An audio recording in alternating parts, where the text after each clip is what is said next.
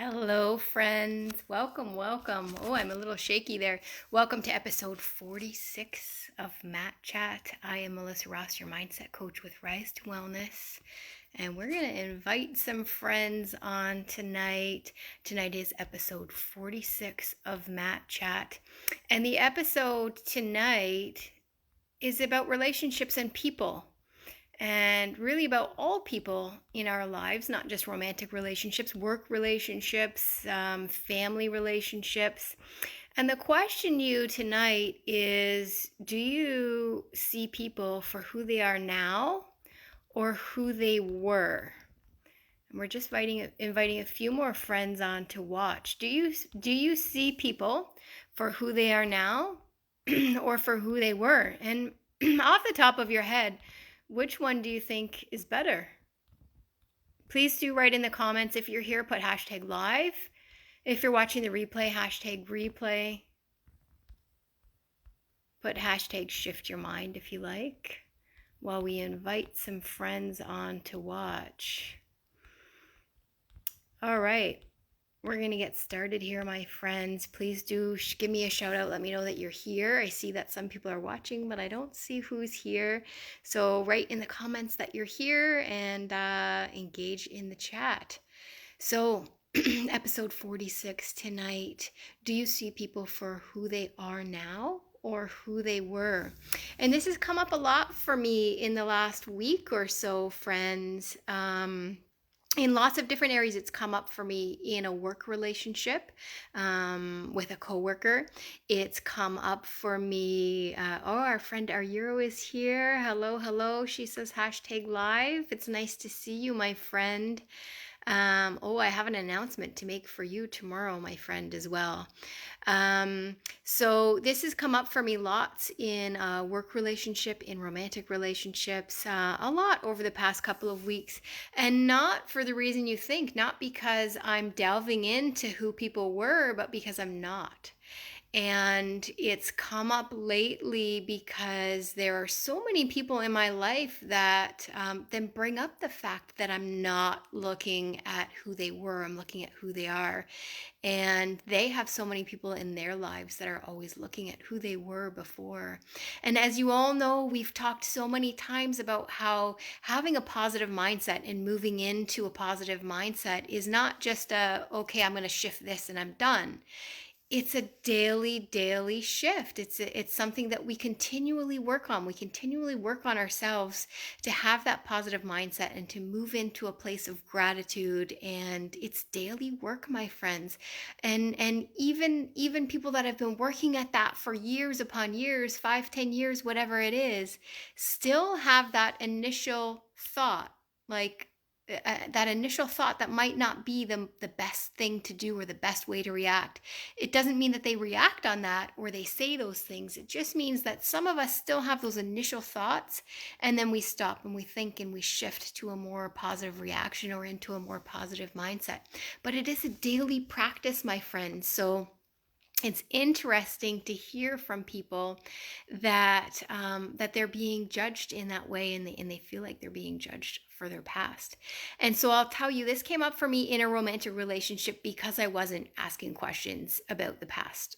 It didn't matter to me, because what mattered to me was who the person was now in front of me and how they were going to treat me now in that relationship that we were in now. And nothing of the past mattered to me because that person had changed. We all changed so much, especially when we move through romantic relationships, and when we grow and when we're working on ourselves and we're constantly growing.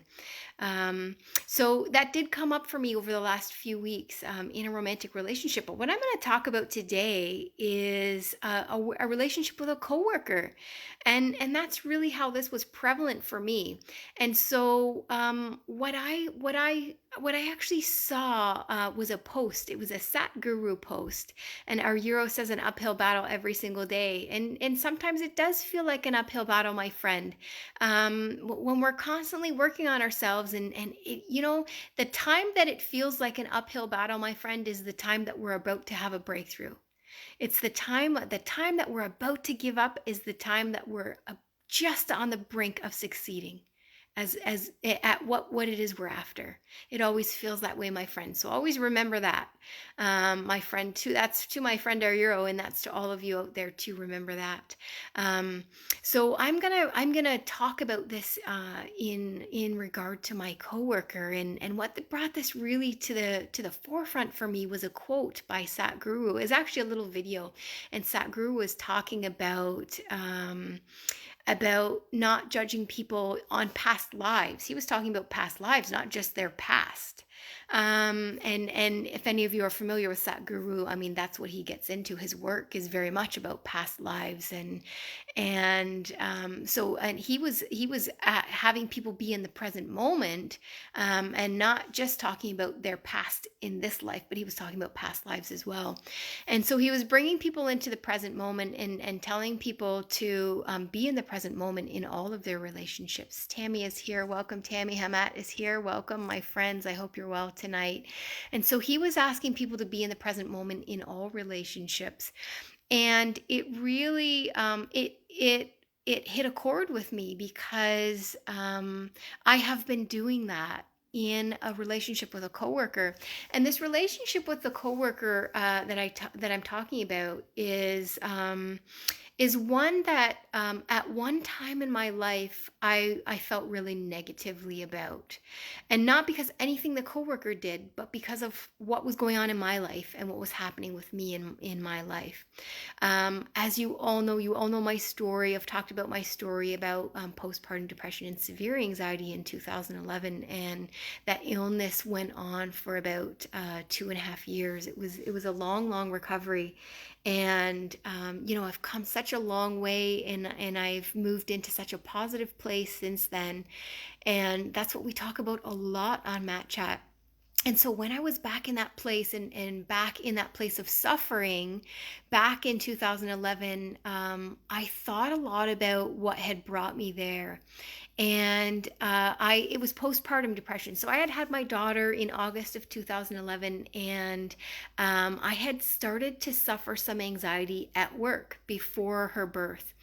And I was really stressed out, and I had gone into my managers, and something that I often talk about is that I was in that mindset of needing to blame the postpartum on something.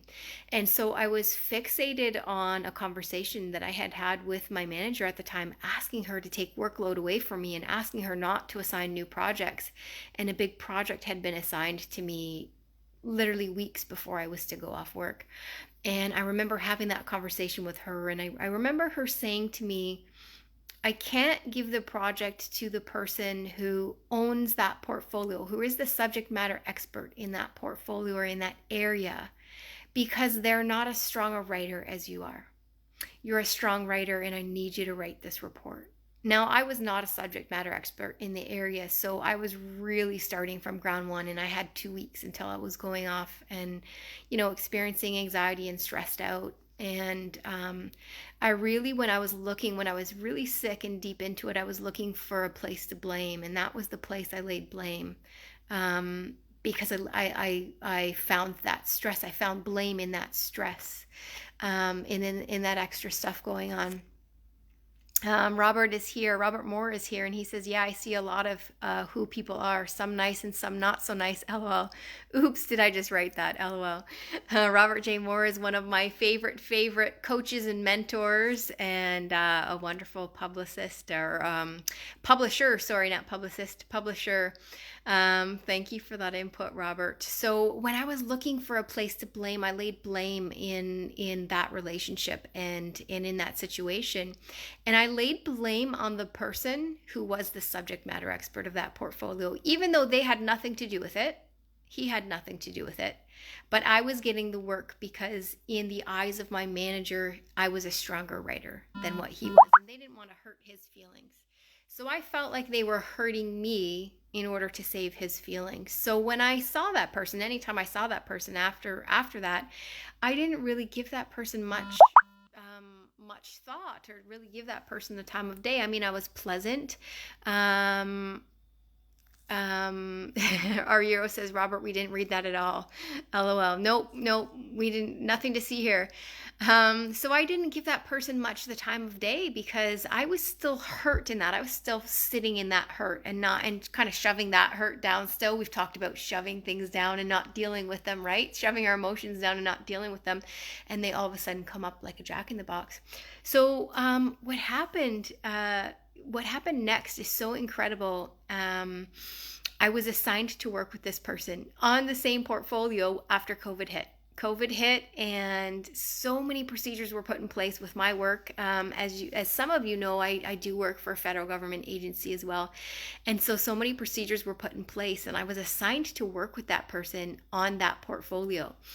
And that brought up so much for me, but I'm a changed person at this point. I've grown so much, and I've moved past all of that trauma, and now I'm in such a positive mindset and a place of gratitude. And I had those feelings come back a little bit when I first started working with that person on the portfolio, and I really kept an open mind. And I recall going back a few times with emails when there was a differing opinion, and thinking, well, how could they think that way? And I would stop myself and say, well, you know what? We all have different opinions, and this is teamwork, and we have to work as a team, and we have to listen to each other's opinions.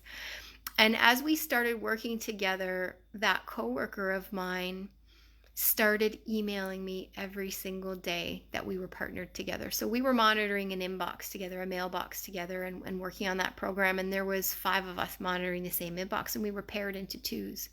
And so every time I was paired with this person, with this coworker, he emailed me every morning. And he said good morning to me. And he says, looks like we're partners today. And he would start a conversation with me every morning. Tracy Couture is watching. Hope you're well tonight, Tracy.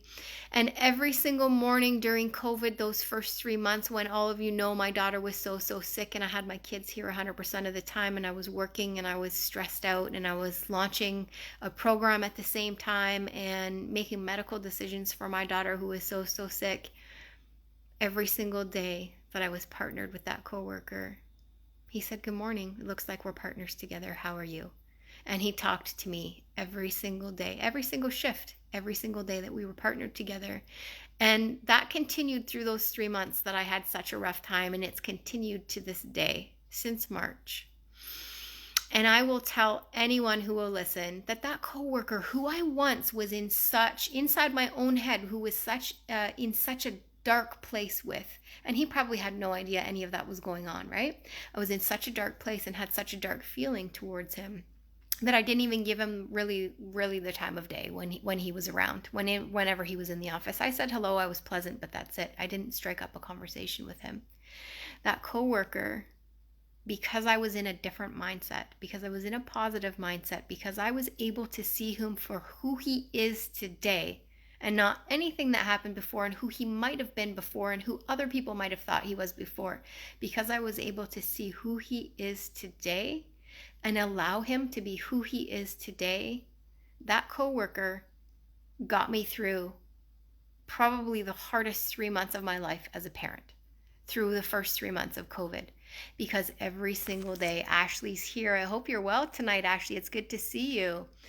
So he got me through those first 3 months of COVID. And because I was able to see who he is today and allow him into my life and allow him and have those conversations with him and be positive about it and, have conversations about family. I mean, he pulled me out of some down days, I would question myself as a parent and the medical decisions I was making as a parent and for my daughter at the time. And, we were in full on isolation for 3 months. That coworker, because I saw him who he is today, got me through COVID. And I will tell anyone today that he's the one who got me through COVID. And we all have those people, we all have those little heroes in our lives, and maybe it's a friend or a coworker or a parent or a sibling that we say was there for us in the beginning times when we were all locked down and some of us were in full-on isolation.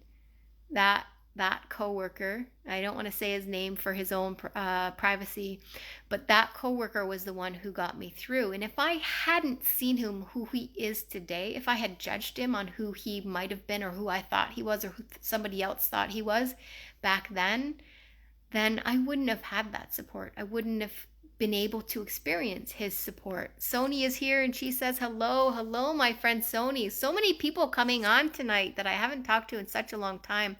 I hope you're well, my friend. It's good to see you here tonight.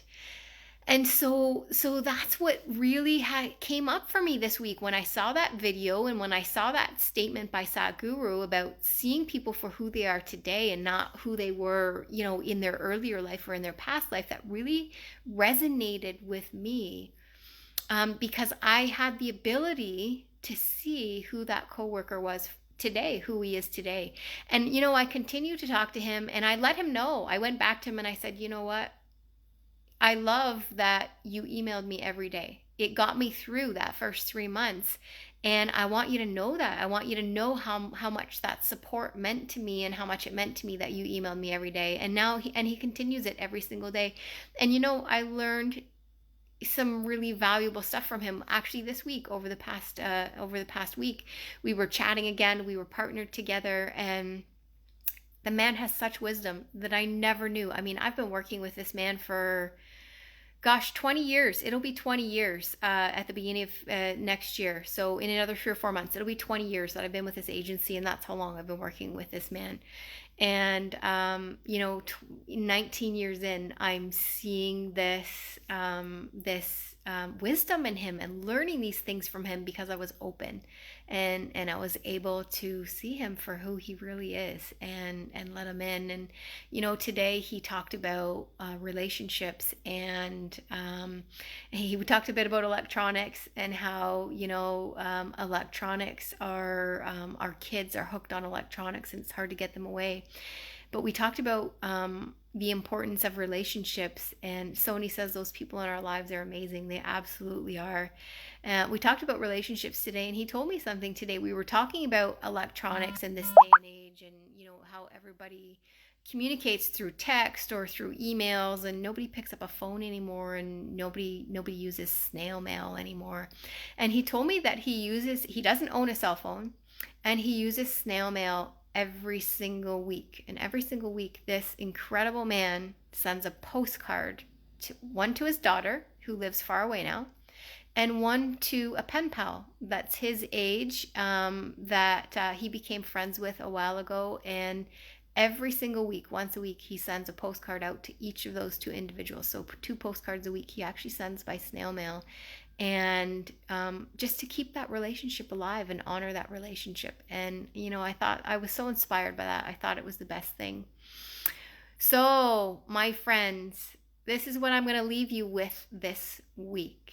I'm going to leave you with the question: are you seeing people for who they are today, or are you seeing them for who they were? And if you're seeing them for who they were, I want you to figure out who that person is. If you're seeing them for who they were, why? What's stopping you from seeing them who they are today, as that person today?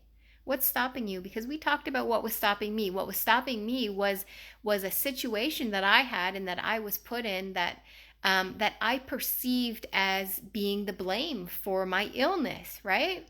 And whether that person was directly involved in that situation or not, that person was still in the middle of it, and I was perceiving that as being the blame for my long-term illness. And so that blame was inside of me, and that hurt was inside of me towards that situation, right? So if you are seeing someone, anyone, multiple people, it could be multiple people. If you're seeing anyone in your life for who they were and not who they are today, what's stopping you? What blockage is there? What emotion is there? What emotion can you identify that's behind it? And I want you to remember that, friends, and I want you to think about how you can move through that emotion and move through that block in order to see that person how they are today, Allow them the chance to see them how they are today. Anna Durant is here. She has just joined us. I encourage you to watch the replay, Anna. We're just wrapping up. Our Euro says, I see people for who they are today, but see me as who I was. And sometimes that happens, my friend. Sometimes they do see us for who we were. And we can't change that. We can't ask people to be who they're not, and we can't ask them to see things we can't ask them to see things any differently than how we see them. We can only hope that we find other people, other amazing people to be a part of our life that will see us for who we are today, my friend. I want you to remember that, our Euro. We can only hope to surround ourselves with new people that are able to see us for how we are today. And Sony says, I see people for who they are today. That's wonderful, Sony. I knew you would, my friend. I knew you would, and I love that you're doing that. So let's remember that. And if you are watching the replay, please do put hashtag replay, and please do comment. Go and think about it over the next week. And over the next week, come back to this video and leave me a comment and start a conversation about what you found. Are you seeing everybody for who they are today? And if you're not, if there's somebody in your life that you're seeing for who they were, what emotion or what blockage is behind it? What are you feeling around that person, and what's stopping you from seeing them who they are today? And what can you change? Can you fix that emotion? Can you deal with that? Can you rectify that and see that person for who they are? So when he says, yes, that is so true. As we evolve, they still see the past us. Yeah, sometimes that happens. Sometimes that happens, my friends. All right, I thank you all for joining me tonight for this wonderful episode of Matt Chat. I wish you all well, and I wish you all the best this week with your homework, and I encourage you all to comment on this video even later on in the week once you've had a chance to think about it, or private message me, and we'll have a conversation about it. Take care, my friends. This is Melissa Ross, your mindset coach with Rise to Wellness.